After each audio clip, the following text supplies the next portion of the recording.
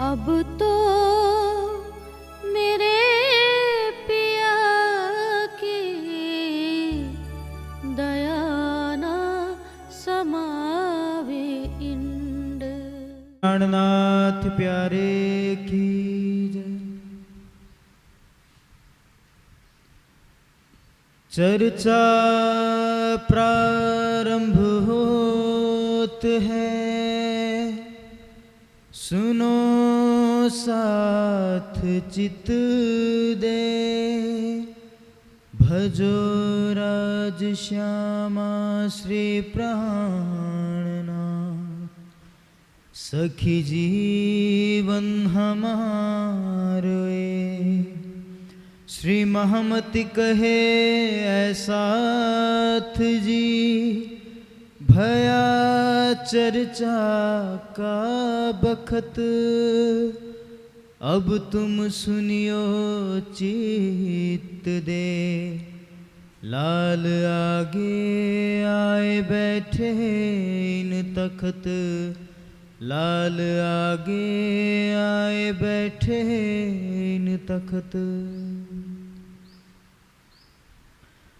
श्री महमति कहे ऐसाथ जी, ए ठट्ठे की बितक। अब कहो मस्कत की, जो आज्ञा है हक।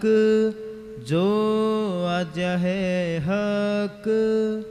आए पहुँचे मस्कत में।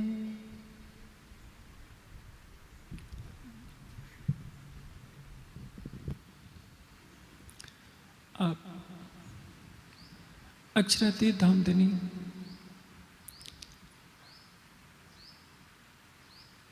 ठट्ठे नगर से चलकर मस्कत बंदर पहुंचते हैं। ठट्ठे नगर से पहले लाठी बंदर आएंगे और उसके पश्चात मस्कत बंदर जाएंगे। जैसे ही मस्कत बंदर उतरते हैं, सागर के किनारे महावजी भाई की दुकान थी, उनसे भेंट होती है। महावजी भाई का पहले से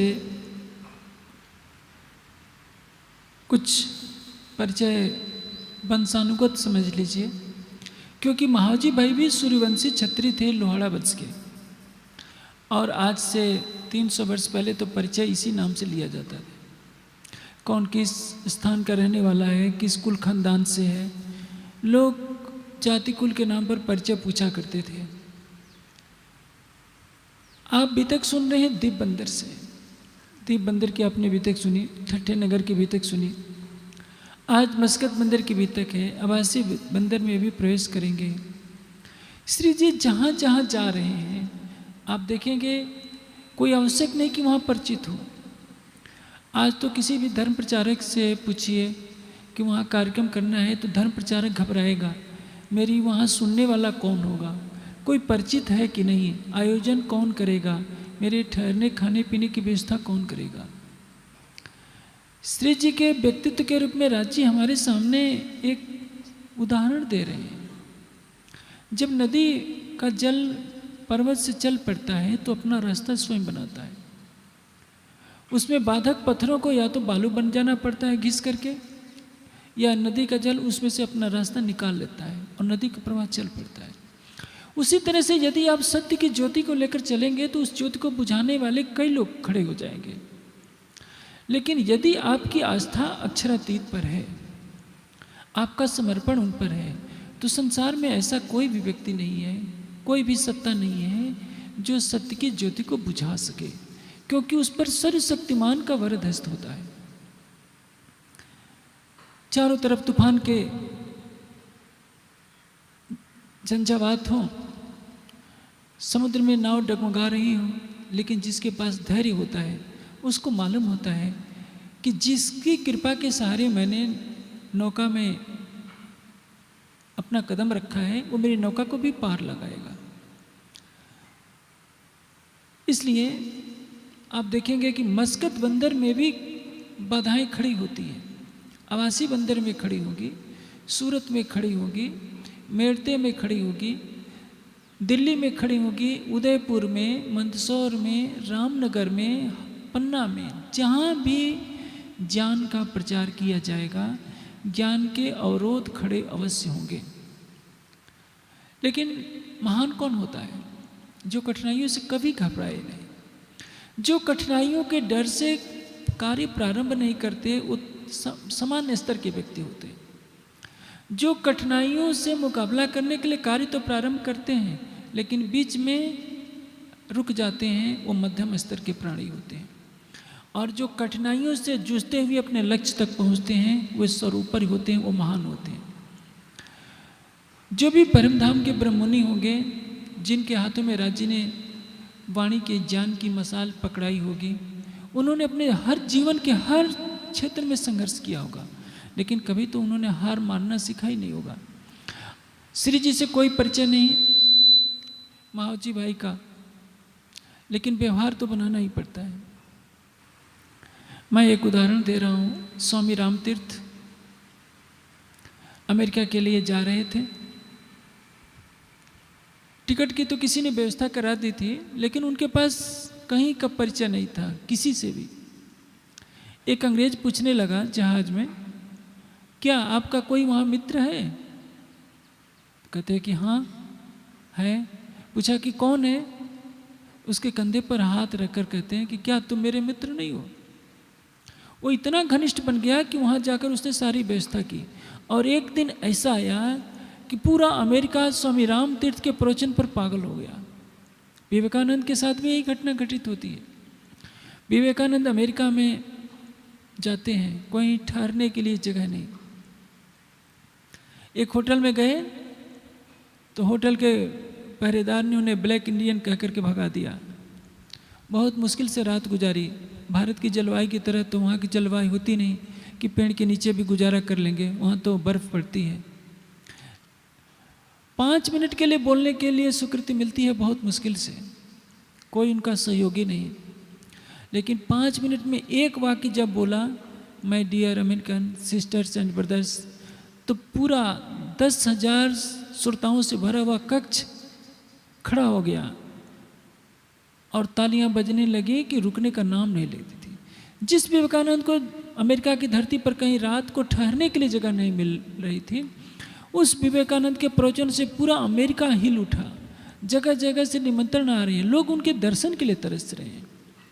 हमें अपने आत्मबल पर विश्वास करना चाहिए कि हमारी आत्मा के हृदय में धाम धनी रहते हैं, और यदि हम आगे बढ़ेंगे तो संसार को हमारे पीछे चलना पड़ेगा, हम संसार के पीछे पीछे नहीं चलेंगे।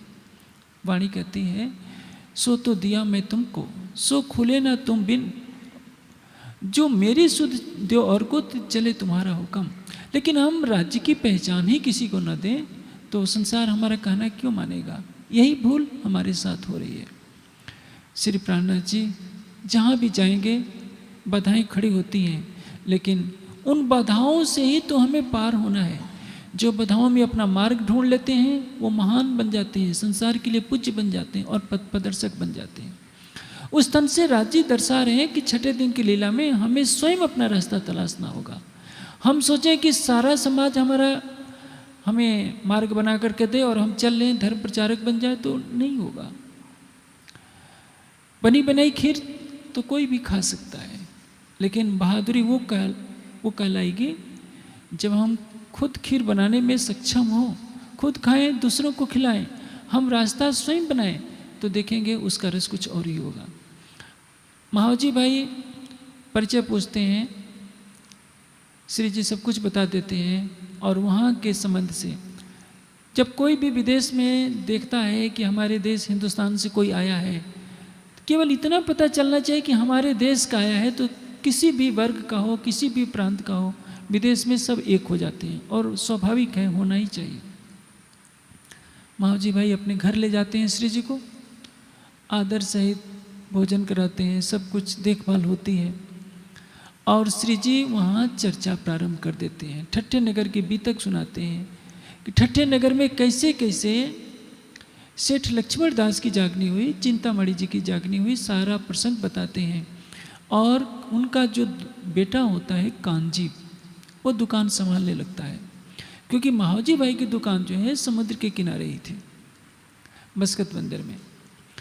जो हिंदुस्तान के लोग वहाँ गए होते हैं धीरे धीरे आने लगते हैं, चर्चा का प्रवाह शुरू हो जाता है। जानते हैं जब फूल खिलता है भंवरे अवश्य मंडराएंगे, मधुमक्खियां अवश्य आएंगी। जहाँ ब्रह्मवाणी की गूंज होगी वहाँ लोग अवश्य आएंगे। एक बात हमारे समाज में चला करती है, क्या करें, वाणी कोई सुनना नहीं चाहता। संसार तो सुनना चाहता है, हम सुनाना नहीं चाहते, या हमारे सुनाने का ढंग ऐसा होता है कि वो लोगों को आकर्षित नहीं कर पाता। यदि भागवत की किस्से कहानियाँ लोगों को आकर्षित कर सकती हैं तो अक्षरातीत के मुखारविंद से निकली हुई ब्रह्मवाणी किसी को आकर्षित क्यों नहीं कर सकती। भागवत में क्या है, किस्सा कहानियों के गपोड़े हैं कि मनु ने नाग छींक दिया, इक्ष्वाकु पैदा हो गया। नाग की छींक से इक्ष्वाकु कहाँ से पैदा हो जाएगा। ससबिंदु की 1 अरब संतान थी। 1 अरब संतान तो भारत की जनसंख्या है, कैसे कोई इस व्यक्ति पैदा कर देगा। चित्रकूट की 1 करोड़ रानियां थी। 1 करोड़ रानियों से विवाह क्यों करेगा कोई। 1 करोड़ रानियों से विवाह करेगा तो बेचारा, तो वो बात कब करेगा। 1 करोड़ रानियां जिसकी होगी उसका तो जीवन में कभी एक बार नंबर भी नहीं आएगा कि महाराज से 2 मिनट बातें भी कर लें। और कौन पुरोहित होगा जो 1 करोड़ रानियों से फेरे दिलवाएगा। लेकिन भागवत के लिखने वाले ने लिखते समय सोचा ही नहीं कि कोई विचार भी कर सकता है कि ये बातें मैं गपोड़े लिख रहा हूँ तो ये संभव है कि नहीं। प्रियव्रत राजा ने अपना रथ घुमा दिया तो समुद्र बन गया, रथ के पहियों के गड्ढे बनने से समुद्र बन गए। ऐसे गपोड़े भागवत में हाँके गए हैं। और उस भागवत को कहा जाता है कि भागवत सुनने से देवचंद जी को राज्य का दर्शन हुआ। यदि भागवत के सुनने से दर्शन हो जाता है तो भागवत के लिखने वाले को पहले ही हो जाना चाहिए था। और भागवत सुनाने वाले कांजी भट्ट थे, उनको पहले हो जाना चाहिए था। किसी को दर्शन नहीं होता। देवचंद जी को दर्शन हुआ था परम धाम के मूल संबंध से। चितवनी करते थे, तड़प थी उस प्यास को बुझाने के लिए, उस तन से लीला कराने के लिए अक्षरातीत को स्वयं आकर के दर्शन देना पड़ा। भागवत के श्रवण से या भागवत के कहने सुनने से न कभी किसी को अक्षरातीत का दर्शन होता है, न हुआ है, न कभी होगा। क्योंकि भागवत का प्रतिपाद्य उपास्य कौन है। भागवत के लिखने वाले को कुछ पता नहीं कि मैं किसको इष्ट बना रहा हूं। ये जरूर है पहले श्लोक में श्री कृष्ण की वंदना की गई है, लेकिन कहीं नारायण को परब्रह्म, कहीं शिव को परब्रह्म, कहीं विष्णु को परमात्मा, वह स्वयं भ्रमित है। रासलीला किसने की ये उसको खुद पता नहीं। कहीं कहेगा भागवत का रचनाकार कि राज्य अक्षरातीत ने की, फिर कहेगा कि विकृतम ब्रजबधो चैद्रम विष्णु श्रद्धा सुणयातया, यानी विष्णु ने ये रासलीला की। कभी योग माया में क्या प्रवेश विष्णु भगवान करेंगे। क्या विष्णु को पता था कि निराकार से परे बेहद मंडल है।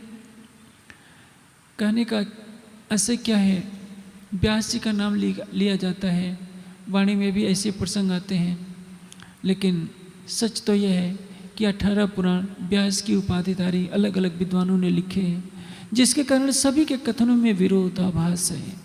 विष्णु पुराण का खंडन शिव पुराण करेगा। शिव पुराण के अनुसार शंकर जी परब्रह्म है, विष्णु पुराण के अनुसार विष्णु परब्रह्म है, देवी भागवत के अनुसार ब्रह्मा विष्णु शिव तीनों देवी के सेवक है, देवी ही सर्वोपरि है। हर पुराण में एक दूसरे की आलोचना की गई है, एक दूसरे के लिए कट शब्दों का प्रयोग किया गया है।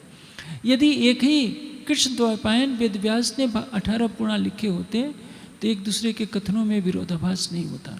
और हिंदू समाज में इसलिए अनेकों पंथ खड़े हो गए, आपस में घृणा देश का वातावरण है, क्योंकि एक पंथ दूसरे पंथ की आलोचना करता है, सत्य का ग्रहण नहीं करना चाहता है। हाँ, भागवत में ब्रजलीला अच्छी है, रासलीला अच्छी है, इसलिए पद्धति में कहा गया कि शास्त्र श्रवण श्री भागवत। भागवत में ब्रजलीला का वर्णन होने से, रासलीला का वर्णन होने से यह हमारा साक्षी ग्रंथ है शास्त्र के रूप में।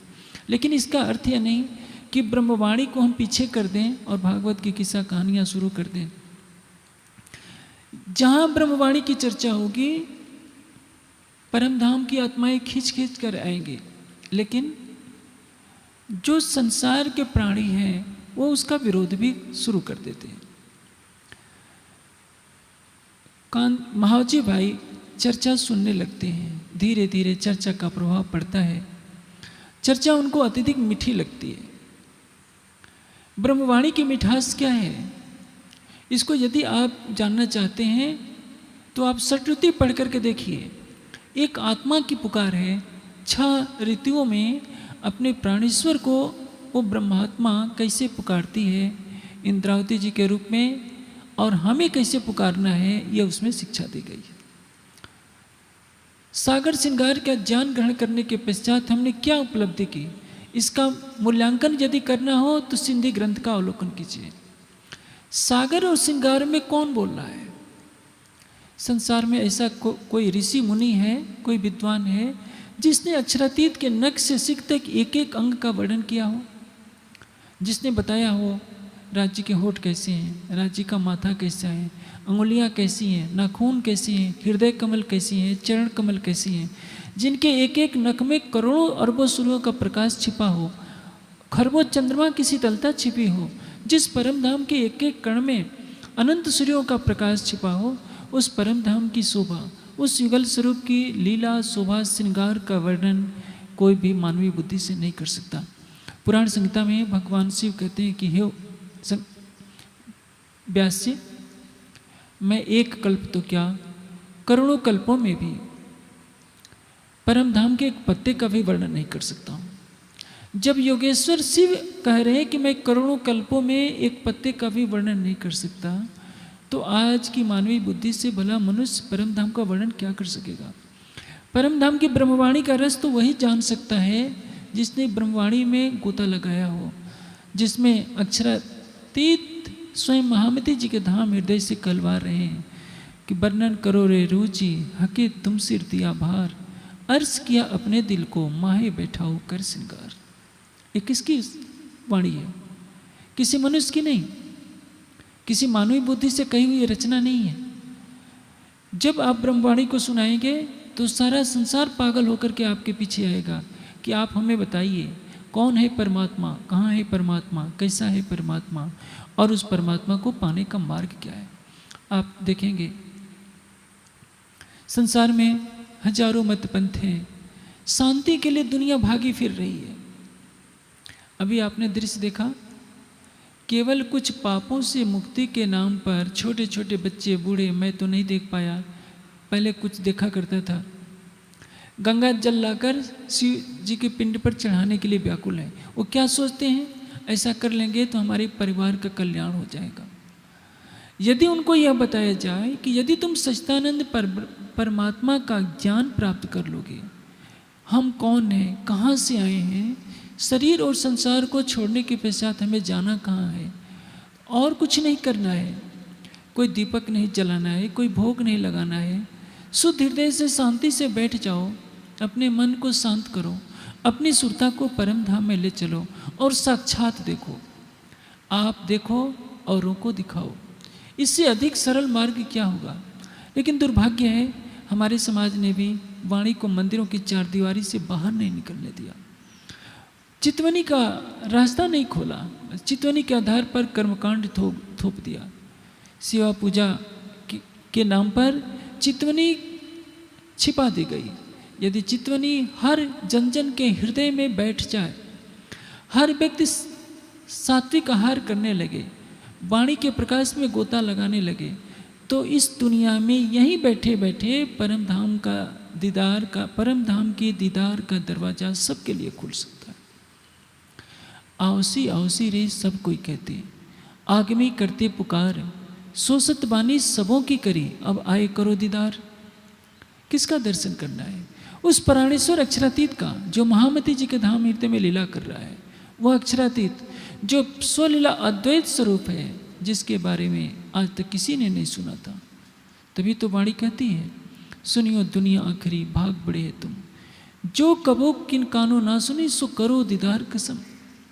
उस अक्षरातीत का दर्शन कीजिए जिसके बारे में आज तक किसी ने सुना नहीं था। कई देव दानव हो गए, कई तीर्थंकर अवतार, किन सुपने ना श्रवणो सो इत मिल्या नर। किसी ने सपने में भी नहीं सुना था कि अक्षरातीत कहते किसको हैं। जैन मत में जो 24 तीर्थंकर होते हैं वे अपनी कठोर साधना के कारण तीर्थंकर कहलाते हैं। तीर्थंकर का पद किसको मिलता है? जिसने अपनी सारी इंद्रियों को जीत लिया हो, जिसने मन को जीत लिया हो, जो समत्व में स्थित हो गया हो, अपनी आत्मा के स्वरूप में स्थित हो गया हो, जिसे संसार की कोई भी तृष्णा मोह में नहीं बांध सकती, जो अपनी आत्मा के चैतन्य स्वरूप में रमण कर रहा हो, उसको तीर्थंकर कहा जाता है। और उस अवस्था तक पहुंचने के लिए महावीर स्वामी को कितने कठोर तप करने पड़े थे। 12 वर्षों तक उन्होंने घोर तप किया था, खड़े होकर तप किया था। एक व्यक्ति उनके कान में छेद देता है। एक किसान था, उसके बैल खो गए थे। उसने महावीर स्वामी से पूछा कि मेरे बैल इधर खो गए हैं, क्या आपने देखा है? वो ध्यान में थे, बोले नहीं। उसको गुस्सा आया, उसने कान में लकड़ी घुसेड़ दी, खून बहने लगा। फिर भी महावीर स्वामी ने क्रोध नहीं किया। इस अवस्था में पहुंचने के बाद भी उनको कहाँ का पद मिला? केवल निराकार, अव्याकृत का पता नहीं, सबलिक केवल सत्स्वरूप का पता नहीं, परम धाम तो दूर की बात है। इतनी साधना करने के बाद और तारतम्य ज्ञान के प्रकाश में आप आसानी से कह सकते हैं कि निराकार के पार थे, 3 पार के पार। आप आसानी से परम धाम का ध्यान कर सकते हैं। लेकिन इस ज्ञान को छिपाए रखना सबसे बड़ा पाप है। यदि संसार में तो बहुत से पाप होते हैं, हमारे समाज को भी ये दोष भोगना पड़ेगा कि संसार में ये ज्ञान आया, राज्य ने दिया कि सबको बांटो, आप देखो औरों को दिखाओ। लेकिन इस ज्ञान को हमने एक छोटा सा संप्रदाय बनाकर अपने में छिपाए रखा, दूसरों को प्रेरित नहीं किया कि वो आकर के ध्यान सीखें। संसार में जो छोटे मोटे पंथ हैं, जो बेचारे कुछ नहीं जानते, ध्यान की गहराइयाँ नहीं जानते, निराकार का ध्यान करते हैं। कोई ज्योतिष रूप में फंसा है, कोई कहीं फंसा है, वो कई घंटे का ध्यान करते हैं, कराते हैं। और हमारी समाज में जहाँ भी जाइए केवल घंटी घड़ियाल की ही आवाज़ सुनाई पड़ती है। किसी से पूछिए कि आप चितवनी करते हो, वो पूछेगा चितवनी क्या कहलाती है। इससे बड़ा दुखद और कुछ नहीं होगा। जिसके पास हीरो की तिजोरी हो, वो अपने वो झोपड़ी में रहे और बोर्ड लगा दे भिक्षुक राज की कि हम तो भिखमंगे हैं। वैसे ही हमारा हाल है। न हमने चितवनी की, न दूसरों को करने के लिए प्रेरित किया, न हमने वाणी का तत्व ज्ञान गहराई से ग्रहण किया, न संसार को ग्रहण करने दिया। प्रश्न ये होता है, जब हमारी परात्म में जागृति होगी राज्य को, हम कौन सा जवाब देंगे? हमसे तो अच्छे वो दुनिया वाले हैं जो थोड़ा सा ज्ञान रखते हैं लेकिन सारे संसार में फैलाने का साहस रखते हैं। हम तो डरते कांपते रहते हैं कि क्या होगा क्या होगा, क्योंकि हमको राज्य पर ही पूरा अभी विश्वास नहीं है। जिसको यह विश्वास हो जाए कि राज्य हमारे प्राण की नली से भी निकट हैं, पल पल हमारे साथ हैं, वो कहीं भी जा सकता है, कहीं भी डिंडिम घोष के साथ वाणी की गर्जना कर सकता है। लेकिन ये तो तब होगा जब हम प्रतिदिन राज्य का ध्यान करें, प्रतिदिन हमारे धाम हृदय में युगल स्वरूप की छवि बसती रहे। कीर्तन एक आता है, नित प्रत्यय आंगंडे उभो। एक गोपी कह रही है कि कन्हैया तुम प्रतिदिन मेरे दिल रूपी आंगन में आ जाते हो, प्रतिदिन हमारे आंगन में आ जाते हो। हमारा भी प्रतिदिन ऐसा होना चाहिए, हमारे हृदय रूपी आंगन में युगल स्वरूप की छवि एक बार अवश्य बसनी चाहिए। ये तो तब होगा जब हम आंखें बंद करके अपने प्राणेश्वर को पुकारेंगे। अब महावजी भाई का बेटा कांजी दुकान संभालने लगता है। महावजी भाई चर्चा में रस लेने लगते हैं, उनको विश्वास आ जाता है, तारतम भी ले लेते हैं। लेकिन अभी वो पक्के नहीं हुए होते हैं। पक्के होने का तात्पर्य, वाणी चर्चा अच्छी लगी, तारतम तो ले लिया, लेकिन स्वरूप की पहचान नहीं होती है। एक दिन चर्चा में खंडनी हो जाती है। ये बात बहुत अच्छी है, सत्य बोलना चाहिए, प्रिय बोलना चाहिए, हितकारी बोलना चाहिए, ये नीति की शिक्षा है। लेकिन यदि माता पिता और आचार्य अपने शिष्य को या विद्यार्थी को, पुत्र को बिगड़ते हुए देखते रहें और उसको प्रेम से भी न समझाएं, कठोर वचनों से भी न समझाएं, तो दोषी कौन होगा? सच्चा आचार्य, सच्चा शिक्षक, सच्चा गुरु वही होता है जो अपने शिष्य में कोई दोष नहीं आने देता, चाहे उसके लिए प्रेम का मार्ग अपनाने पड़े या कठोरता का मार्ग अपनाना पड़े। अप्रियस्य च पथ्यस्य वक्ता श्रोता च दुर्लभा। अप्रिय और सत्य कहने वाला और सुनने वाला कोई दुर्लभ होता है। हाँ, कट सत्य को सुन करके जो सहन कर लेता है वो निश्चित ही महान होता है। श्री जी एक दिन चर्चा में कुछ कठोर शब्दों का प्रयोग कर देते हैं महावजी भाई के लिए। महावजी भाई को बुरा लगता है कि मेरे घर ठहरे हैं, मैं इनके लिए बिस्तर बिछाता हूँ, प्रेम से इतने भोजन बनवाता हूँ, खिलाता पिलाता हूँ, और मेरी ही खंडनी करते हैं। उनको बुरा लग गया और उस दिन चर्चा में नहीं आए, दुकान चले गए। रात को दुकान में ही सो गए कि श्री जी की चर्चा सुननी पड़ेगी। रात को सो रहे थे, तहाँ मारा तमाचा राज ने, निद्रा लग गई और जोर से रात को सोते समय कस करके चांटा पड़ा। सपने में उनको आदेश दिया कि जिनकी खंडनी सुनकर तुझे इतना क्रोध आया कि तू चर्चा सुनने नहीं गया, मूर्ख, तुझे मालूम है कि वह कौन है? तू जा अपने अपराध की क्षमा मांग, तभी तेरा कल्याण है।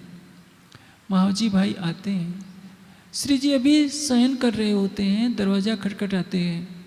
जब श्री जी दरवाज़ा खोलते हैं तो चरणों में गिरकर क्षमा मांगते हैं कि धामधनी, मैंने आपके स्वरूप की पहचान नहीं कर पाया था।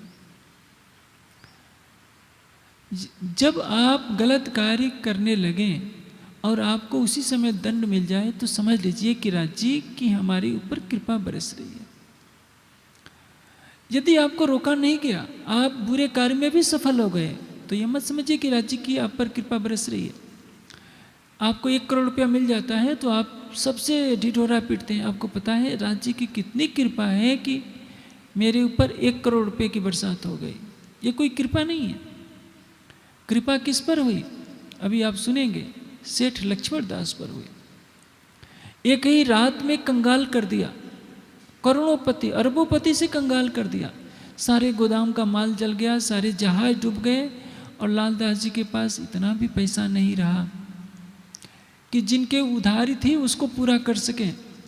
लालदास संग चले खाली लेकर हाथ, एक लोटा भी नहीं था, कुछ नहीं बचा।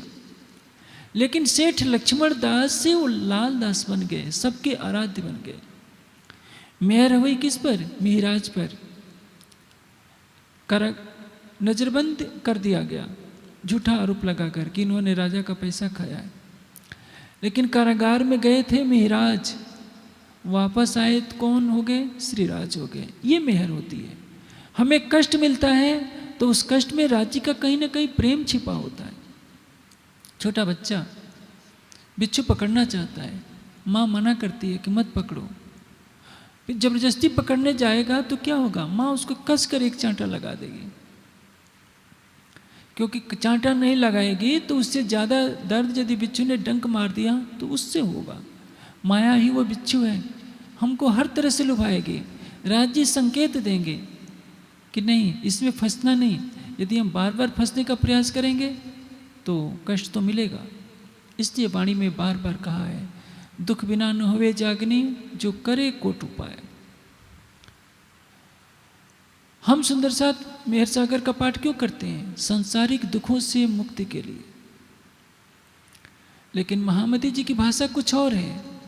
महामती जी कहते हैं, श्री महामत कहे इन दुख को, मोल न कियो जाए, लाख वेर सिर दीजिए तो भी सरभर ना आवेता है।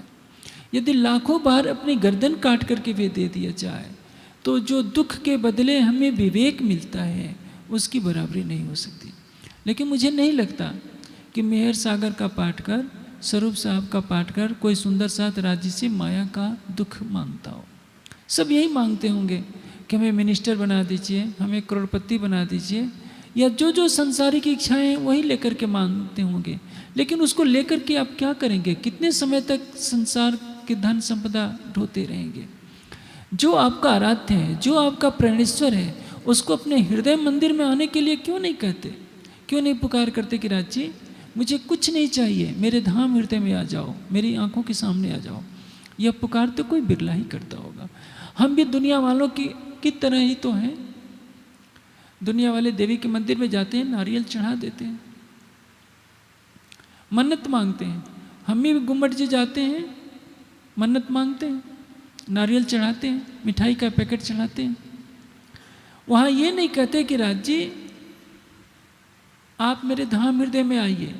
हमने राज जी को एक देवी देवता बना लिखा है, जो एक मिठाई के पैकेट और एक नारियल के चढ़ावे से खुश हो जाए और हमको माया से मालामाल कर दे। यदि माया से हम मालामाल हो जाते हैं, कहते हैं कि राज जी कितने मेहरबान हैं। और यदि माया नहीं मिलती है तो गिले शिकवे भी करते हैं, इससे अच्छे तो हम देवी के भक्त थे तो अच्छा था, घर में हर तरह की खुशहाली थी। अब पैसे से भी तंग हैं, रोग भी आ रहे हैं। लेकिन याद रखिए, ये सुख तो संसार के उन मायावी जीवों को भी है जो मोह सागर में कीड़े पतंगों की तरह उत्पन्न होते हैं और लय को प्राप्त हो जाते हैं। जिनके पास विवेक हो जाता है उनके लिए तो संसार का सुख स्वप्न के समान होता है। उस पूछिए भर्तृहरि से, जो संपूर्ण भारत का सम्राट है और राज सिंहासन को ठोकर मारकर एक पल में निकल जाता है भिक्षा पात्र लेकर। बड़े बड़े चक्रवर्ती सम्राटों ने अपना स्वर्ण महल छोड़ दिया, राजमहल का सुख उन्हें लुभा नहीं पाया, पर्णकुटी में गुजारा कर रहे हैं। किसके लिए? जिनकी विवेक दृष्टि जागृत होती है। छोटी उम्र में भी बच्चे गृह त्याग करके संन्यास ले लेते हैं, ध्यान करते हैं। उनको गौरव का आभास होता है कि हमने करोड़ों की दौलत को ठुकरा कर परमात्मा के चरणों में अपना जीवन लगाया है, तो यही जीवन सार्थक है। लेकिन जिनकी आंखों पर माया का पर्दा बना रहता है, वो संसार में धन संग्रह को ही सर्वोपरि मानते हैं। हाँ, धन संग्रह कीजिए परमार्थ के कार्य के लिए, उससे आसक्ति न पालिए, क्योंकि संसार का हर पदार्थ हमसे बिछुड़ने वाला है। हमारा शरीर भी हमसे बिछुड़ जाएगा। अब जब महावजी भाई को श्री जी के मुखारबिंद से अलौकिक चर्चा सुनने को मिलती है तो वो धन धन हो जाते हैं। सच्चे हृदय से पहचान करके उन पर समर्पित हो जाते हैं। लेकिन जब समर्पित होंगे तो क्या होगा? उनके घर वाले ही दुश्मन बन जाते हैं। माता पिता पत्नी बेटे सब लड़ाई करने लगते हैं। जब देखो तब चर्चा सुनते रहते हैं, जब देखो तो ध्यान करते रहते हैं। दुकान कौन चलाएगा, गृहस्थी कौन चलाएगी? पत्नी क्या कहती है कि यदि परमात्मा से इतना प्रेम करना था तो हमसे विवाह क्यों किया?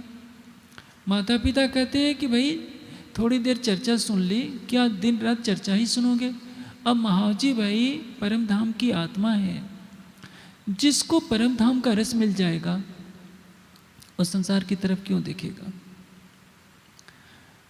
लेकिन अरब की धरती पर तो कोई परम धाम का ज्ञान सुनाने वाला नहीं था। कितने भाग्य की बात है कि स्वयं अक्षरातीत चल करके वहाँ आए।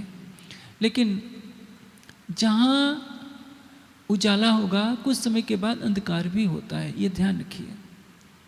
जहाँ श्री जी की अलौकिक चर्चा होगी वहाँ विरोध अवश्य होगा, वहाँ भी विरोध खड़ा होता है।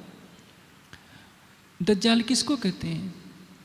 दज्जाल करत कछु ऐसा, अंदर करत दखल, दोस्त को दुश्मन करे, फिराए देवे सब अकल। हमारी बुद्धि उल्टी हो जाए तो हम उल्टा कार्य करने लगेंगे। तुलसीदास जी ने एक बहुत ऊंची बात कही है, जहाँ सुमति तहाँ संपत्ति निधाना, जहाँ कुमति तहाँ विपत्ति निधाना। जहाँ मनुष्य के अंदर सद्बुद्धि आती है तो सुख ही सुख होगा, और जब उल्टी बुद्धि हो जाती है तो आपत्तियों के पहाड़ टूट पड़ते हैं। यदि हम राज्य के चरणों से अपनी निष्ठा अटूट बनाए रखते हैं तो हर समस्या का समाधान हो जाएगा।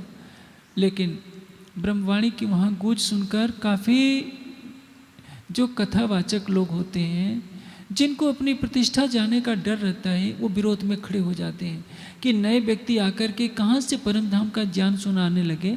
हम तो अपनी गीता भागवत सुनाते थे, सबको खुश किया करते थे। विरोध होने लगता है। कुछ किरंतन उतरते हैं वहाँ नए, 4 नए किरंतन उतरते हैं। जो आपने अभी थोड़ी देर पहले सुना था, रे हो दुनिया को तू कहाँ पुकारे, रे हो दुनिया बावरी खोवत जन्म गंवार, मदमाती माया की छाकी सुनत नहीं पुकार। रे हो दुनिया बावरी, बावरी किसको कहते हैं? जो पागल हो गया।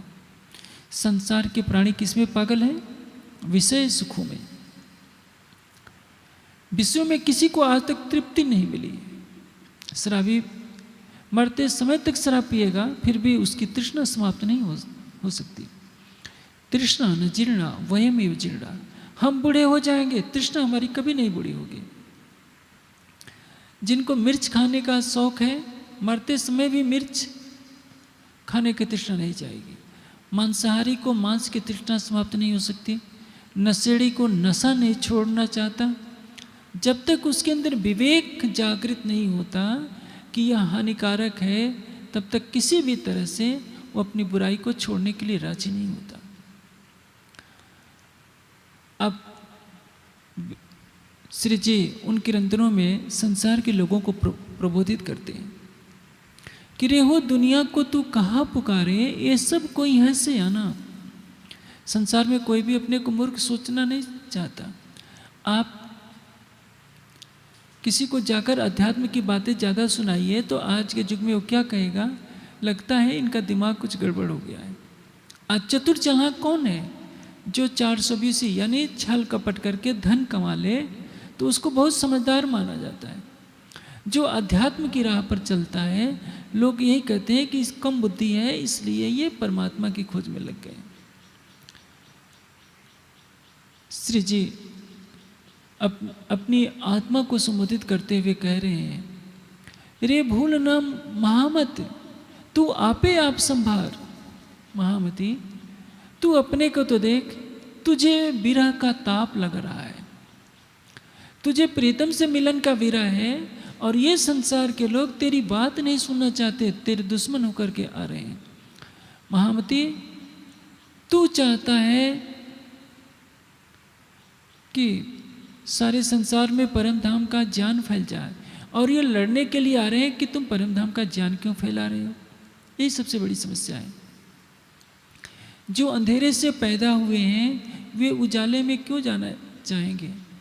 जो मोह सागर की मछली है, खारे जल की मछली दूध में रहना क्यों चाहेगी? वो तो दूध में डालेंगे तो उसको बहुत बुरा लगेगा, वो तड़पने लगती है। खारे जल में डाल दीजिए, उसी में खुश है। जो माया से पैदा हुए हैं, माया में ही खुशी उनको लग रही है। वो कभी भी परम धाम की चितवनी नहीं चाहेंगे, कभी भी परम धाम की ब्रह्मवाणी नहीं चाहेंगे। संसार में केवल पट पहर खाए चिकना, हेम जवेर सिंगार, हक लज्जत आई मोमिनो जिंदू नहीं करी मुर्दार। परम धाम की आत्माएं जिनको छोड़ती हैं, संसार के प्राणियों के लिए वही प्रिय होता है। हेम जवेर सिंगार, हीरे मोती के आभूषण जिनको प्रिय लगते हैं, जिनको खाना पीना ही सब कुछ लगता है, वो तो संसार का वैभव विलास है। इसलिए ये जो 4 प्रकरण हैं, रेहो दुनिया बावरी, रेहो दुनिया को तू कहाँ पुकारे, ये सारे प्रकरण उस तथ्य की तरफ है कि अपनी आत्मा के कल्याण की तरफ हमें ध्यान देना होगा।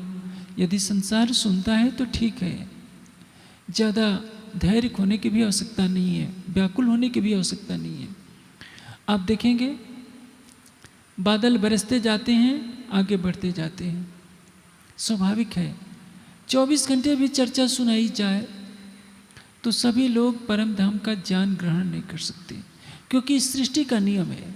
संसार में सभी धर्मात्मा नहीं हो सकते, सभी पापी नहीं हो सकते, सभी महात्मा नहीं बन सकते, सभी गृहस्थी नहीं हो सकते, क्योंकि सत्व रजतम के संसार में कभी भी एक रूपता नहीं हो सकती है। एक बार अकबर को दिखाते हुए बीरबल ने गधे को खूब नहलाना शुरू कर दिया। बीरबल ने जब ऐसा करना शुरू किया, अकबर ने पूछा कि बीरबल क्या कर रहे हो? कहा कि बादशाह, मैं इसको घोड़ा बना रहा हूँ।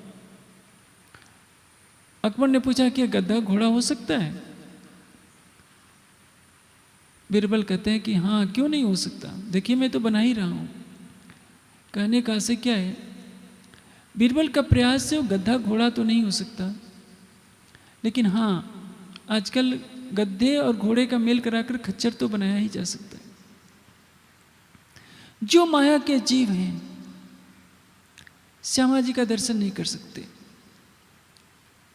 मान लिया जाए, लेकिन परम धाम के दर्शन का उनको भी अधिकार है। जो तृष्णाओं में फंसे हैं, काम क्रोध मद लोभ अहंकार की अग्नि में जल रहे हैं, मांस शराब में जल रहे हैं, उनको भी यदि परम धाम के ज्ञान का प्रकाश दिया जाए तो वो भी सुधर सकते हैं। यदि अंगुलीमाल बुद्ध के चरणों में आ सकता है, वाल्मीकि जैसा डाकू ऋषि महर्षि बन सकता है। कई घटनाएं भरी पड़ी है इतिहास में, बड़े से बड़े पापी भी ज्ञान का प्रकाश पाकर सन्मार्ग पर चल पड़े। तो हमें भी यह सोचना होगा कि भले ही ब्रह्मवाणी को कोई सुन नहीं रहा हो, एक ऐसा समय आएगा जैसे कुएं में पानी होता है, रस्सी से जब पानी खींचा जाता है, जो कुएं की मंडोर है वो घिस घिस कर, पत्थर की मंडोर भी घास की रस्सी से घिस जाती है। उसी तरह से कितना भी मनुष्य पापी हो, ज्ञान का प्रकाश अंदर जाएगा, आखिर है तो मानो ही, कभी न कहीं उसमें भी परिवर्तन आना स्वाभाविक है। इसलिए बादल बरसते जाते हैं, किसी से पूछते नहीं, बरसना उनका काम है। उसी तरह से जो भी धर्म प्रचारक हैं उनका कर्तव्य है, कोई सुन रहा है नहीं सुन रहा है, सुनने वाले 5 हैं या 500, इससे कोई लेना देना नहीं। जो सुनने वाले हैं फूलों के हार डाल रहे हैं या पत्थर फेंक रहे हैं, इस पर ध्यान देने की आवश्यकता नहीं है। हमारा कर्तव्य है, जिस तरह से वृक्ष पर पत्थर मारने पर भी वो वृक्ष मीठा फल देता है, उसी तरह से ब्रह्मवाणी की गूंज करना हमारा नैतिक उत्तरदायित्व है। कोई सुने या न सुने, लेकिन ये निश्चित है हम सुनाएंगे। कोई आज नहीं सुनेगा, कल नहीं सुनेगा, परसों तो अवश्य सुनेगा, क्योंकि ब्रह्मवाणी की इतनी शक्ति है कि बहुत पुकार करूं किस खातिर, ये तो सुपन स्वरूप बेहद बनज का होएगा साथी, सो एक लवे हो सी टूटू। परम धाम की ब्रह्मात्मा होगी तो इस ब्रह्मवाणी की आवाज़ को सुन करके फना हो जाएगी। हम यही कहानी गढ़ लेते हैं कि ब्रह्मवाणी को सुनना कौन चाहता है। भागवत को हर कोई सुनना चाहता है, इसलिए हम भागवत सुनाना चाहते हैं। भागवत की किसी कहानियां सुनाकर अब संसार को क्या देंगे। यह वाणी अक्षरातीत के हृदय कमल से प्रकट हुई है। ये नूर आगे थे आया, अक्षर ठौर के पार, ये सब जाहिर कर चलिया, आया निज दरबार। ये वाणी क्या है? अक्षर के परे अक्षरातीत के हृदय मंदिर से यह वाणी का प्रवाह निकला है, जो महामती जी के धाम हृदय में प्रविष्ट हुआ। एक बूंद आया हक दिल से, तिन कायम के थिरचर। इन एक बूंद की सिफत देखियो, सुख होसी कैसा सागरो बल। अक्षरातीत के हृदय में अनंत सागर उमड़ रहे हैं, प्रेम के, आनंद के, ज्ञान के, एकत्व के, मूल संबंध के। उन सागरों की एक बूंद आई महामती जी के धाम हृदय में, और वो सागर बन गई, जिसको कहते हैं नूर सागर। सूर मार्फत सब दिनों करसी रोशन। ये नूर का सागर है, तारतम ज्ञान का सागर है, मारिफत के ज्ञान का सूर्य है। इस वाणी के ज्ञान जैसा कोई ज्ञान न अब तक आया था न कभी आने वाला है, क्योंकि कहा किसने है? स्वयं अक्षरातीत ने। इसके पहले संसार में कितने ग्रंथ अवतरित हुए, वेद आए, उपनिषद आए, दर्शन आदि की रचना ऋषियों ने की, कुरान का अवतरण हुआ, बाइबल की रचना की गई। लेकिन अक्षरातीत कौन है, कहाँ है, कैसा है? कोई दावे से नहीं कहता था कि हम जानते हैं कि सच्चिदानंद परब्रह्म कौन है, कहाँ है, कैसा है। हम कौन है, शरीर छोड़ने के बाद हमें जाना कहाँ है। संपूर्ण धर्म ग्रंथों का सार तत्व इस ब्रह्मवाणी में सरलता से प्राप्त हो जाता है, और जो गुह्यतम बातें जो अब तक मानस पटल पर नहीं आ सकी थी, वो स्पष्ट रूप से दृष्टिगोचर होने लगती है। ऐसी ब्रह्मवाणी में हम गोता लगाएंगे तो निश्चित है कि हमारे परम धाम का मार्ग अवश्य प्राप्त होगा। और जिसने इस ब्रह्मवाणी को लेकर संसार में फैलाने का दृढ़ संकल्प किया, उसके सामने कठिनाइयाँ तो आती हैं और भविष्य में भी आएंगी, लेकिन जिसके सिर पर अक्षरातीत खड़े हैं, जो ये मानता है कि मेरी आत्मा के धाम हृदय में अक्षरातीत पल पल विराजमान हो रहे हैं, वो कभी भी किसी बाधा से डरेगा नहीं। आप देखेंगे मस्कत बंदर में जहाँ कुछ लोग हिंदुस्तानी रह रहे हैं, उनके बीच में जाकर श्री जी वाणी की गर्जना कर रहे हैं। धीरे धीरे वहाँ सुंदर साथ की जागनी शुरू होती है। रूपा और राधा वहाँ आती हैं।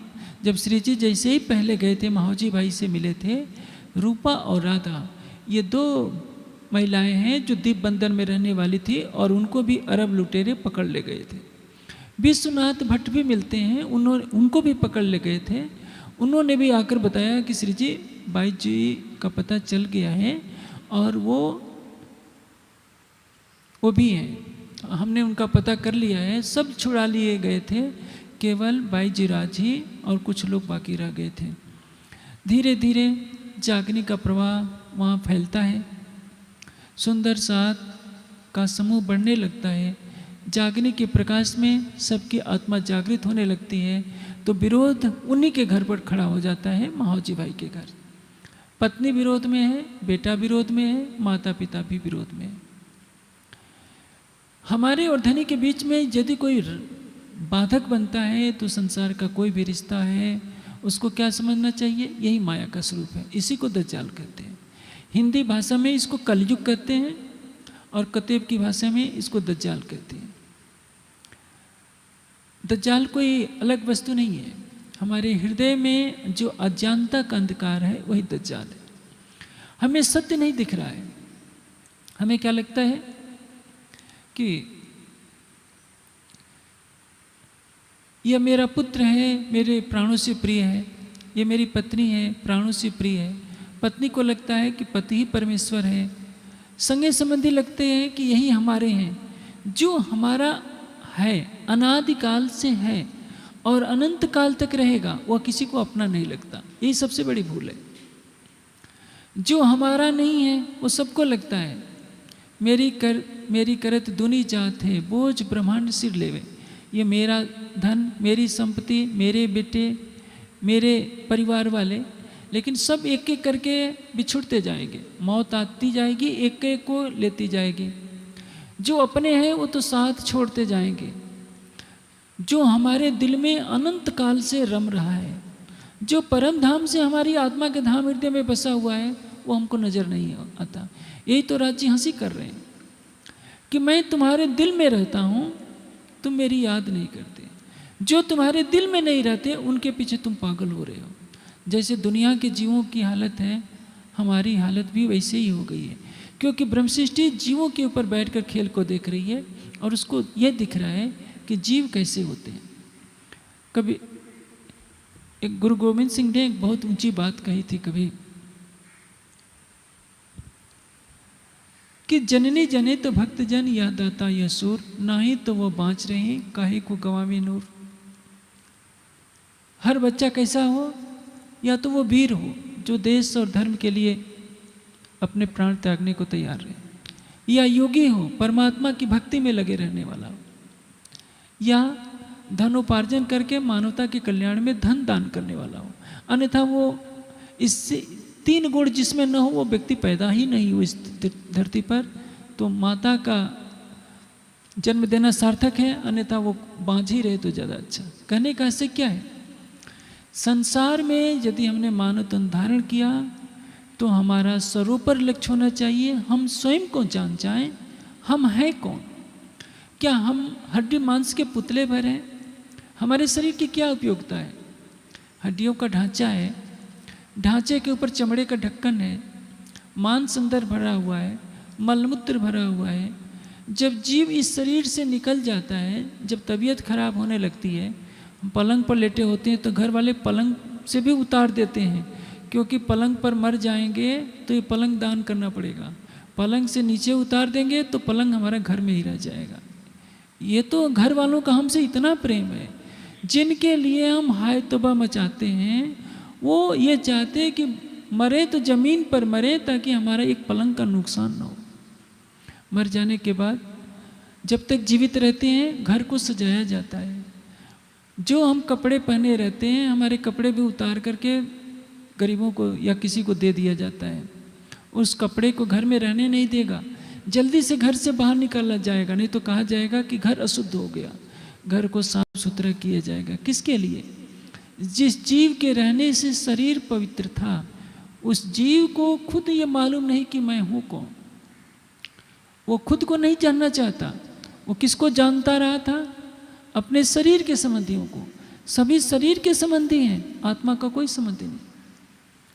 आत्मा से किसी को प्रेम नहीं होता, सभी स्वार्थ के प्रेमी होते हैं।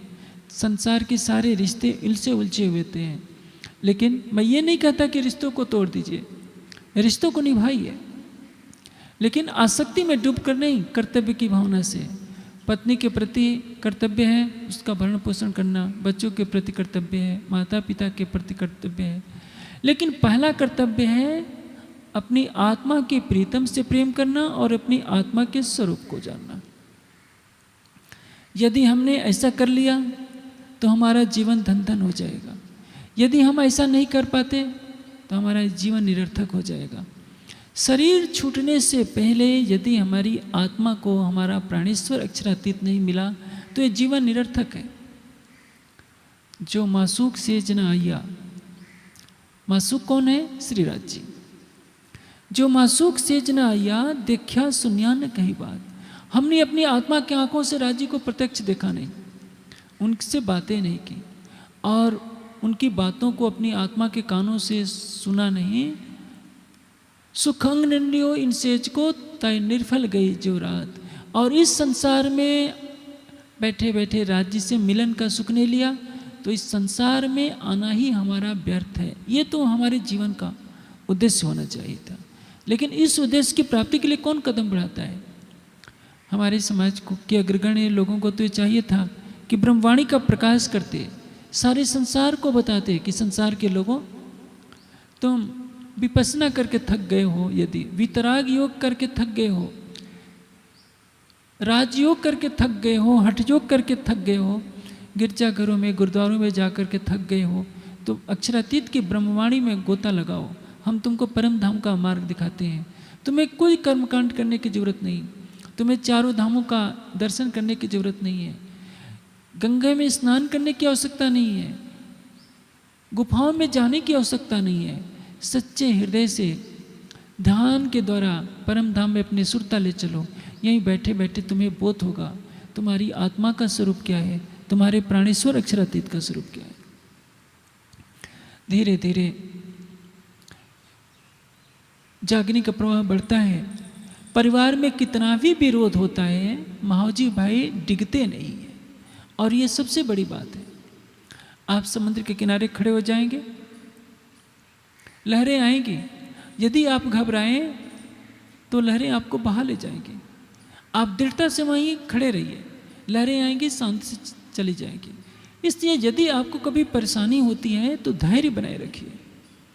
ये सोचिए कि रात की काली घटा है, घटाटोप अंधकार है, तो प्रातःकाल का सूरज उगेगा अवश्य। लेकिन ऐसी दृढ़ता किसके मन में होगी? जिसके हृदय में राज्य के लिए अटूट समर्पण, अटूट विश्वास, अटूट श्रद्धा होगी। हर पल सोचेगा कि राज्य हमारे साथ है, मुझे घबराने की क्या आवश्यकता है। अब धीरे धीरे प्रकाश फैलता जाता है। मस्कत बंदर की जागनी होती रहती है। विक्रम संवत 1728 का समय हो जाता है। एक भैरव सेठ रहते हैं आवासी बंदर में। उनको यह पता चलता है कि मैं भी लोहाड़ा क्षत्रिय हूँ। श्री मिहिराज लोहाड़ा क्षत्रिय थे दुनिया के हिसाब से देखा जाए तो। महावजी भाई भी लोहाड़ा थे। सबने जाकर विदेशों में अपना व्यापार किया था। एक बात आप देखेंगे, गुजरात के लोग, विशेषकर कच्छ के, मारवाड़ के लोग और सरदार लोग, दुनिया में कहीं भी जाएंगे तो आपको मिलेंगे। चाहे व्यापार के सिलसिले में हो, कहीं भी संसार के किसी भी कोने में जाएंगे तो गुजराती, पंजाबी और मारवाड़ी अवश्य मिलेंगे। यूपी बिहार के लोगों ने कूपमंडुकता अपना ली, कहीं बाहर जाना नहीं सीखा, संसार से ज्ञान लेना नहीं सीखा, अपने ही दायरे में सिमट कर रह गए। इसलिए कभी उत्तर प्रदेश को ज्ञान की धरती कहा जाता था, यहाँ के लोग वैसे ही पीछे रहे। भैरव सेठ हैं, आवासी बंदर में रहते हैं, इतना धन है उनके पास कि भैरव सेठ ने सोचा कि जब सब बिरादरी वालों को छुड़ा लिया गया है तो मेरी बिरादरी वाले क्यों बंद में रहें, अरबों के। उन्होंने पता करवाया अपना मुनीम भेजकर कि सबको छुड़ाने के लिए कितना पैसा लगेगा। कहा कि 70,000। सोचा कि 70,000 तो कुछ भी नहीं है। एक ही दिन में कहा कि सबको ले जाकर छुड़ा लाओ। आज से 300 साल पहले 70,000 की कीमत कितने करोड़ में होगी, आप आकलन कर सकते हैं। आज से 100 वर्ष पहले तो क्या, मैंने देखा है केवल 30 वर्ष पहले 20 रुपया किलो घी होता था, जो आज 500 रुपये किलो के स्तर पर पहुंचा है।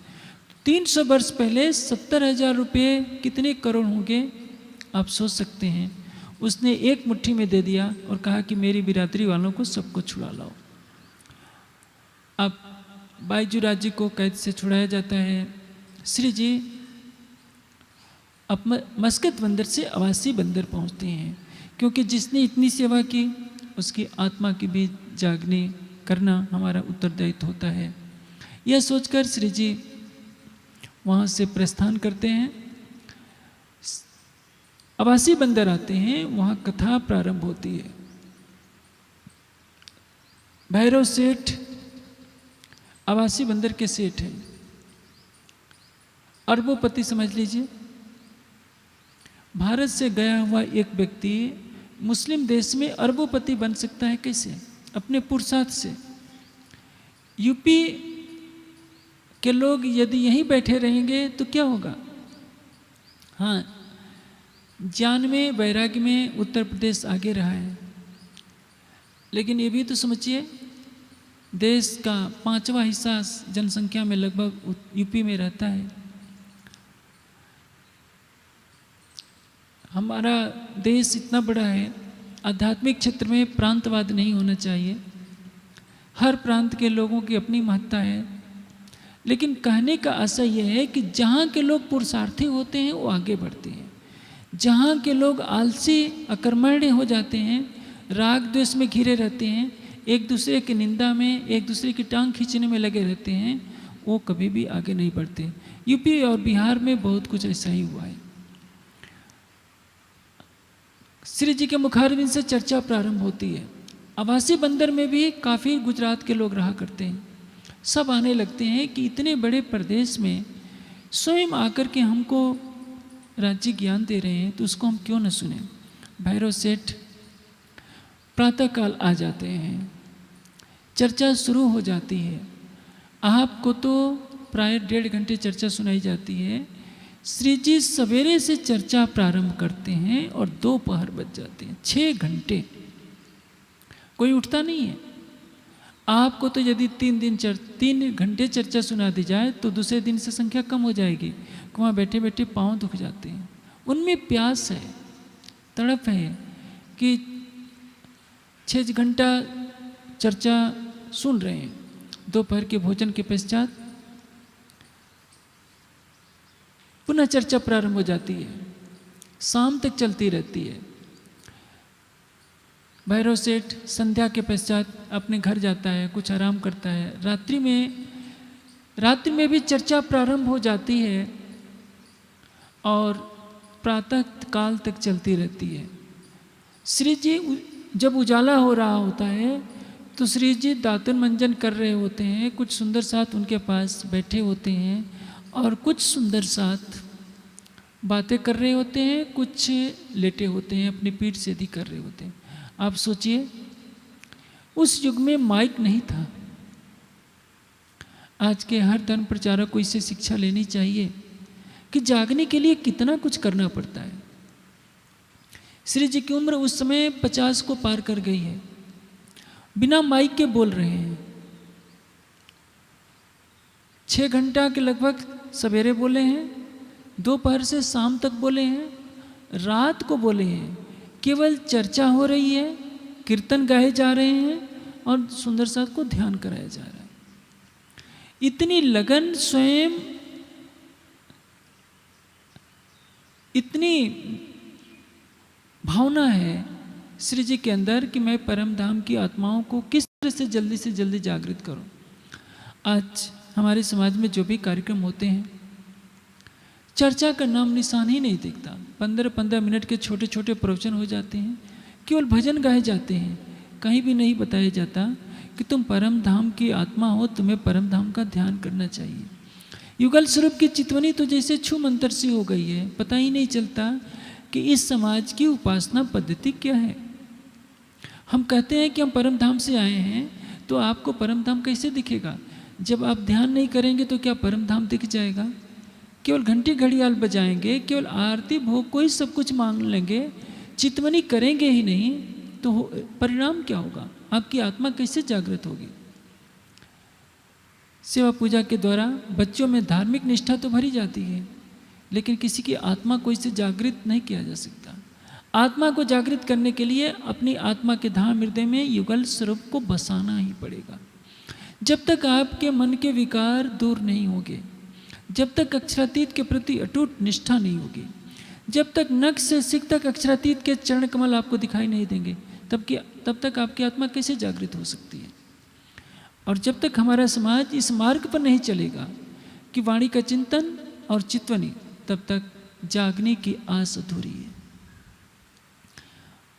लोग यही सोचते हैं, अभी तक की चर्चा पूरे देश में हो रही है, देश विदेश में भी हो रही है। कोई कहेगा हमने 50 को जगा दिया, कोई कहेगा 100 को जगा दिया। जगाया तो नहीं, गले में लकड़ी जरूर बांधते। गले में तुलसी की कंठी बांधने से जागृत हुआ जाए, तो यदि हम सिर पर तुलसी का बोझ ही लाद लें तो क्या होगा? क्या हम परम धाम से भी ऊपर की अनुभूति हो जाएगी? तुलसी की कंठी हमें जागरूक नहीं कर सकती। तुलसी में औषधियों का गुण है, तुलसी उच्चतम औषधि है, यह मान सकते हैं। लेकिन हमारी आध्यात्मिक प्रगति तो तब होगी जब हम प्राणेश्वर अक्षरातीत को अपने हृदय मंदिर में बसाएंगे। आप देखिए, स्वयं अक्षरातीत हैं। जिस तन में अक्षरातीत का स्वरूप लीला कर रहे हैं, वह स्वयं कई घंटे चर्चा करता है। और आज लाखों के कार्यक्रम होते हैं, चर्चा चितवनी से समाज दूर है। बड़े बड़े करोड़ों के मंदिर बन जाते हैं, आश्रम बन जाते हैं, लेकिन चर्चा नदारत, चितवनी नदारत। यही हतभाग्य है हमारा समाज अभी भी सो रहा है, 300 वर्षों से सोता आ रहा है। और आज जब संसार का हर व्यक्ति ध्यान की तरफ बढ़ना चाहता है, आप जाकर देखिए, दूसरे पंथों में देखिए, कई लाख लोग एक साथ बैठे हैं, ध्यान कर रहे हैं। राधा स्वामी में कई लाख लोग एक साथ एक शेड के नीचे बैठकर ध्यान करते हैं। और हमारे समाज में मुझे ऐसा दृश्य कहीं नहीं दिखा कि 10,000 भी क्या 5,000 भी लोग एक साथ बैठकर ध्यान करते हो। हाँ, नाचने की जहाँ बात आएगी, सारे उठ खड़े होकर के नाचने लगेंगे, बुढ़े भी नाचेंगे, बुढ़िया भी नाचेंगे। परम धाम कैसे दिखे? हमारी आत्मा को परम धाम का प्रकाश कैसे मिले? हमारी आत्मा कैसे जागृत हो? इस पर समाज आंखें मुद्दे बैठा है। बीतक हर वर्ष हर मंदिर में कही जाती है। इसका आशय क्या है? हम उन पद चिन्हों पर चलें जो राज्य ने हमें दिखाया है। महामती जी के तन में बैठकर, श्री देवचंद जी के तन में बैठकर धाम देने ने जो लीलाएं की है, जो निर्देश दिया है, उनका अनुसरण करना सबका कर्तव्य है। अब आवासी बंदर में जाकर श्री जी आप देखेंगे, इतनी चर्चा सुना रहे हैं, आखिर उनका भी तो मानव तन होगा। थकान तो उस तन को भी लगती होगी, लेकिन उस वर्ष 50 साल से अधिक की अवस्था हो चुकी है, क्योंकि 1728 के पश्चात पहुंचते हैं अब्बासी बंदर में। उस समय अवस्था 53 वर्ष की है। सुबह दोपहर से पहले 6 घंटा, उसके बाद शाम तक चर्चा, पुनः रात को चर्चा। कम से कम तो 10 घंटे प्रतिदिन अकेले श्री जी का तन बोल रहा है। और यदि हम किसी बड़े कार्यक्रम में 2500 लाख का खर्च करें, 2 घंटे चर्चा प्रवचन नहीं मिले, तो उस कार्यक्रम को कार्यक्रम नहीं कहा जा सकता।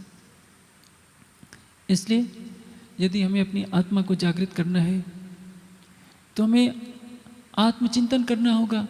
हम किस दिशा में जा रहे हैं, हमारा समाज भी किस दिशा में जा रहा है। भैरव सेठ प्रतिदिन चर्चा सुनने आते हैं, लेकिन श्री जी देखते हैं कि यहाँ इतने लोग आते जा रहे हैं, आखिर भैरव सेठ की आत्मा क्यों नहीं जागृत हो रही है। प्रतिदिन आता है बेचारा, श्रद्धा से सुनता है, लेकिन चला जाता है। श्री जी अचानक एक दिन पहुंच जाते हैं और देखते हैं कि क्या कर रहा है, गुड़गुड़ा पी रहा है। गुड़गुड़ा समझते हैं ना, तम्बाकू पी रहा होता है। गांव में क्या होता है, विदेश वालों ने धुआं निकालकर तो गाड़ियां, रेल के इंजन बना लिए। हिंदुस्तान के लोग आलसी हो गए, वो गुड़गुड़े पीते रहे और बैलगाड़ी पर ही चलते रहे। जो समाज शिक्षा से दूर हो जाता है, संस्कारों से दूर हो जाता है, वो कभी आगे नहीं बढ़ता। शिक्षा, संस्कार और पुरुषार्थ ही मनुष्य को आगे बढ़ाते हैं। कभी याद रखिए, 2 करोड़ अंग्रेजों ने सारे संसार पर राज्य किया, जिनके राज्य में सूरज नहीं डूबता था। अमेरिका से लेकर भारत तक, चाइना तक, सब देशों पर उनका कब्जा था। क्यों? क्योंकि उन्होंने शिक्षा को बढ़ावा दिया था। भारत के लोगों ने शिक्षा से अपने को किनारा कर लिया। पत्थरों पर सिर पटकते थे, मजारों पर सिर पटकते थे, अपनी आत्मा के स्वरूप को जाना नहीं। जिस देश में ज्ञान का सूरज उगा, उस देश के लोग यदि अकर्मण्य हो जाएं, शिक्षा दीक्षा से रहित हो जाएं, पुरुषार्थ से रहित हो जाएं, तो ये तो सबसे बड़ा दुर्भाग्य है। यदि आप किसी समाज को नष्ट करना चाहते हैं तो उसको अशिक्षित कर दीजिए, अपने आप नष्ट हो जाएगा। यदि आप उस समाज में शिक्षा दे दीजिए, संस्कार दे दीजिए, वो समाज अपने आप खड़ा हो जाएगा। जब इस देश के लोगों ने आध्यात्मिक चिंतन छोड़ दिया, परिणाम क्या हुआ? विनाश की आंधी से वो अपने को बचा नहीं पाया। श्री जी चर्चा कितना भी करते हैं, भैरव सेठ पर उसका असर नहीं पड़ता, क्योंकि देख रहे हैं कि ये तम्बाकू पी रहा है, जिसको हुक्का कहते हैं। हुक्का पीना गांव में कहा जाता है। और आजकल तो बच्चे बच्चे के जीभ पर आजकल गुटखा है। गुटखे के रूप में क्या होता है? तम्बाकू ही होता है। तम्बाकू ऐसा पदार्थ है जिसको जानवर भी नहीं खाता, गद्दा भी नहीं खाता, लेकिन मनुष्य उसको अपने होठों के नीचे दबाए रहता है। वो सोचता है कि इसमें बहुत स्वाद है। किसी से पूछिए शराब में क्या स्वाद है, सब कहेंगे शराब पीने वाले कोई स्वाद नहीं। तम्बाकू में क्या स्वाद है? कोई स्वाद नहीं। मांस में क्या स्वाद है? कोई स्वाद नहीं। लेकिन इसके बिना कहा जाएगा कि छोड़ दो, कहेंगे कि रहा नहीं जाता। ये सबसे बड़ी बीमारी है। एक दिन समझ में भी आ जाएगा तो कहेगा कि अच्छा कल से छोड़ दूंगा, आज खा लेने दीजिए। जब कल आएगा सोचेगा कि आज एक बार और देख लेता हूँ, अगले कल को छोड़ दूंगा। जो ऐसा सोचता है उसको अगला कल कभी भी नहीं आता है। और हमारे आध्यात्मिक जीवन में तो तामसिक आहार का सर्वथा निषेध है। यदि हमारी आहार की शुद्धता नहीं होती है तो कितना भी हम ज्ञान सुने कोई लाभ नहीं। रावण भी चारों वेदों का पंडित था, इसलिए तो उसको 10 सिर बताए गए कि 10 विद्याओं का पंडित था रावण। विद्वता में राम से कहीं आगे था, लेकिन आचरण में पतित था, इसलिए उसको राक्षस कहा गया। हम वेद शास्त्र भी पढ़ लें, हमारा आहार शुद्ध न हो, हमारा आचरण पवित्र न हो, तो हम ऋषि नहीं कहला सकते। पूरी ब्रह्मवाणी भी कंठस्थ हो आपको हो जाए, यदि आप शराब पीते हैं, मांस खाते हैं, आपका आचरण पवित्र नहीं है, तो आप परमहंस नहीं कहला सकते। ज्ञान तो मार्ग दिखाएगा, लक्ष्य को तो प्राप्त कराएगा आपके हृदय का प्रेम, आपकी श्रद्धा, आपका समर्पण, आपका विश्वास। इसलिए इतनी चर्चा सुनने के पश्चात भी भैरव सेठ की आत्मा जागृत नहीं हो पाती है। श्री जी कहते हैं कि भैरव सेठ, तुम संसार के सेठ हो और मैं परम धाम का सेठ हूँ। तुमने सुंदर साथ का उपकार किया है कि सुंदर साथ को छुड़ाया है, लेकिन मेरे ऊपर भी ऋण है कि तुम्हें मैं माया से छुड़ाऊं। मैं देखता हूं कि तुम अभी गुड़गुड़ा फिर रहे हो, तुम 1 महीने की मुझे छूट दो। और क्या तुम्हें क्या करना होगा? पीना तंबाकू छोड़ दो, मांस मछली सब, शराब और सब कैफ, पर दारा चोरी न कब। शराब और सब कैफ, शराब पीना छोड़ दो, हर तरह का नशा छोड़ दो, तंबाकू पीना छोड़ दो, पर स्त्री गमन छोड़ दो। यदि तुम ये सब कर लेते हो तो मैं केवल 1 महीने की छूट मांगता हूँ, तुम्हारी आत्मा जागृत हो जाएगी। यदि 1 महीने के अंदर तुम्हारी आत्मा जागृत नहीं होती है तो मैं वापस चला जाऊंगा। क्योंकि श्री जी के स्वरूप में कौन है? स्वयं श्री राज जी। सुंदर साथ को सिखापन देनी है इस घटनाक्रम से कि यदि हम कितने भी ऊंचे कुल में जन्म ले लें, हमारे पूर्वज कितने भी वाणी का चिंतन करते रहे हों, लेकिन यदि हमारा आहार सात्विक नहीं होगा, हमारी आस्था कमज़ोर होगी, हम चितवनी नहीं करेंगे, वाणी का चिंतन नहीं करेंगे और तामसिक पदार्थों के साथ अभक्ष्य पदार्थों का भोजन करेंगे, तो हमारी आत्मा भी कभी भी जागृत नहीं हो सकती है। श्री जी स्वयं अक्षरातीत चर्चा कर रहे हैं, फिर भी भैरव सेठ की आत्मा जागृत नहीं हो पा रही है। तो इसके पीछे मूल कारण क्या है? भैरव सेठ का आहार विहार अपवित्र है। जब श्री जी मस्कत में चर्चा कर रहे थे तो वहाँ भी वहाँ जो बंदी खाने का जो दरोगा था बार बार आता था कि किसी ये छुड़ाने वाले कौन है जो यहाँ आए हुए हैं। उसको लगा कि ये जो चर्चा कर रहे हैं यही छुड़ाने के लिए आए हैं। बार बार कहता था कि आपके परिचय कोई तो हैं तो इतना पैसा लगेगा। श्री जी ने क्या कह दिया था? मैं किसी को छुड़ाने नहीं आया हूँ। जो कैद खाने में हैं, जो उनका परमात्मा होगा वो उनको छुड़ाएगा, उसको चिंता करनी है, मुझे कोई चिंता नहीं करनी है। एक बार जब देवचंद जी के तन से लीला हो रही थी, देवचंद जी के मन में आता था कि बिहारी जी और जमुना बाई दोनों बड़े हो गए हैं, इनका क्या होगा।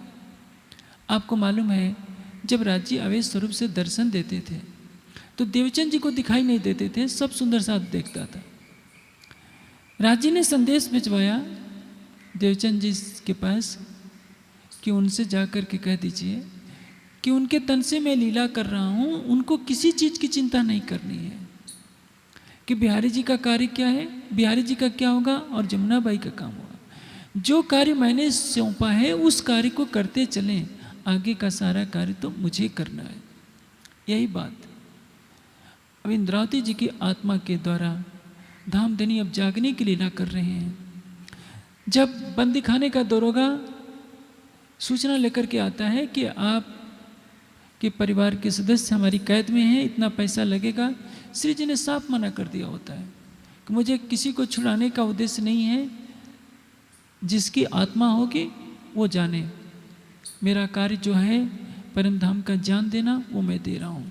श्री जी भैरव सेठ को यही सुनाते हैं कि भैरव सेठ केवल 1 महीने के लिए तुम परहेज कर लो।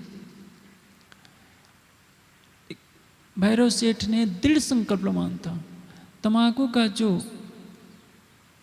पीने वाला जो होता है उसी दिन अपने सामने सबके तोड़ दिया और परिणाम क्या हुआ?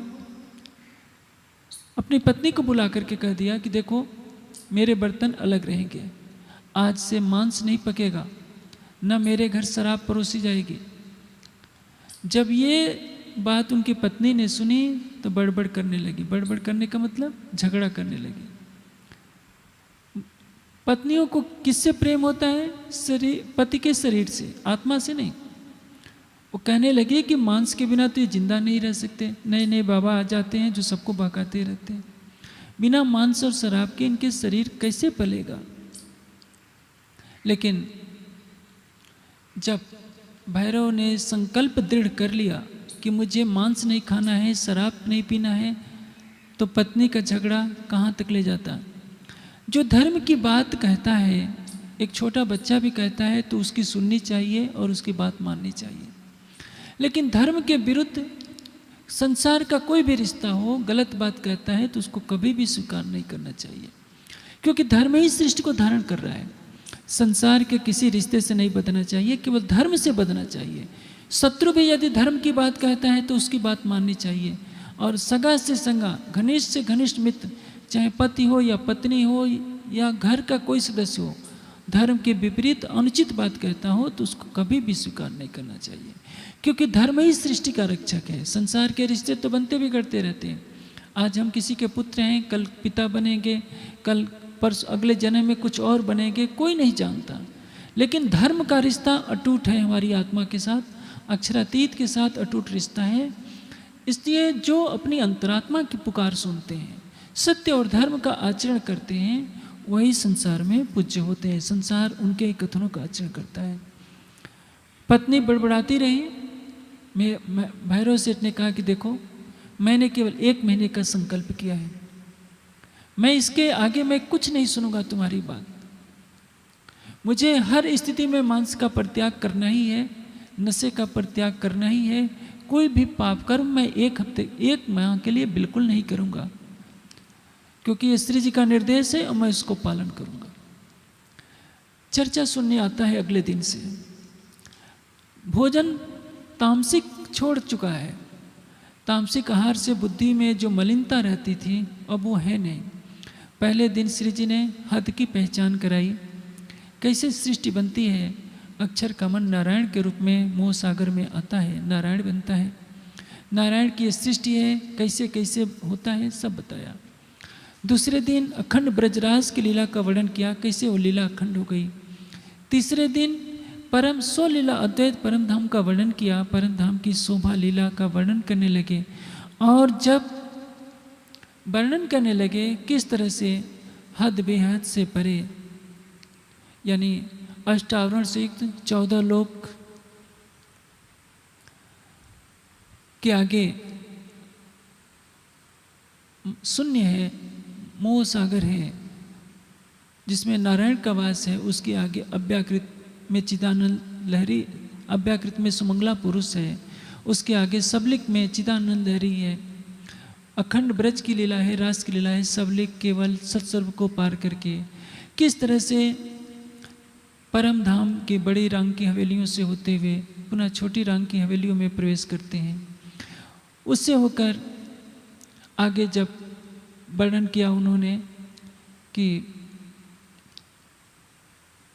केल का पुल आएगा, केल के पुल से होकर यमुना जी के पाल पर होते हुए पाट घाट कैसे गए, पाट घाट में स्नान किया, अंगना भाव का वस्त्र धारण करके किस तरह से चांदनी चौक से होते हुए मुख्य द्वार से होकर आगे 28 स्तंभ के चौक 4 चौरस हवेलियों को पार करके मूल मिलावे में हमारी आत्मा कैसे प्रवेश करती है, जिसमें सिंहासन पर युगल स्वरूप विराजमान है। सिंदूरिया रंग को चीरा है, आसमानी रंग जराव की पिछोरी, नील नपीलो बीज के रंग का पटुका, केसरिया रंग की जार, श्वेत रंग को जामा, जैसे श्री जी वर्णन कर रहे होते हैं। तीसरे दिन भैरव सेठ खड़ा हो गया कि धामधनी आपके चरणों में मुझ आत्मा का सर्वस्व समर्पण, मुझे जो वस्तु थी वो मुझे प्राप्त हो गई। क्यों प्राप्त हो गई? किसी साधु को आप बात बताएंगे तो हो सकता है गहराई से ना सुने, लेकिन जो कोई पाप कर रहा होता है, यदि उसको ठोकर लग गई तो उसको प्रायश्चित बहुत होता है कि अरे मैंने इतना पाप कर लिया।